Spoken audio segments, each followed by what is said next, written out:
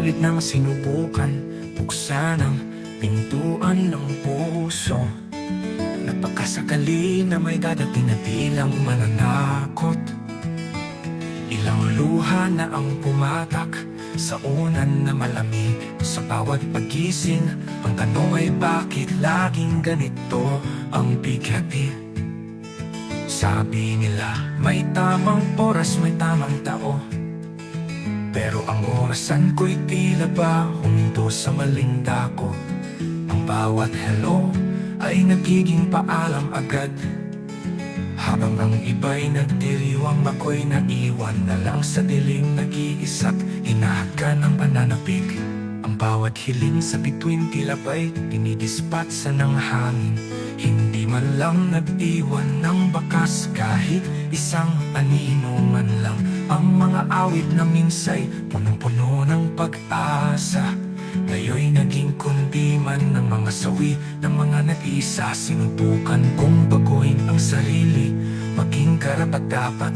Nag-aral magmahal, sumunod sa sinasabi ng mga alamat. Pero ang alamat ko'y tila iba, di tugma sa kanilang mga linyahan. Ang aking tadhana'y tila nakasulat sa isang basag na salamin, puro piraso di buo. Tanggapin mo na lang sa bilang isip kong pagod. Nasa mundong ito, may mga taong sadyang di handang mahalin ng buo. May mga kwentong di kailangan ng happily ever after. May mga puso na sadyang nakatatang maglakbay ng mag-isa. Tanggapin mo na lang na ang pag-ibig ay hindi para sa lahat. Nagpakaisa ako sa mga biniyayaan ng kalungkutan, na kahit anong gawin, ang huling hantungan ay ang pag-iisa. Wala na, tanggapin mo na lang na wala nang magmamahal sa'yo. Walang sumasagot sa tahimik kong mga panakhoy. Walang pumipigil sa pagbaha ng aking mga luha. Sa bawat pag-asang nabubo, isang pader ang sumasalubong. Masakit man, pero unti-unting lumilinaw na ito na ang aking kapalaran.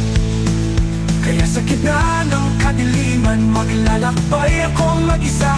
Habang ang puso'y unti-unting tinatanggap na ang pag-ibig ay isang awit na di ko na maawit.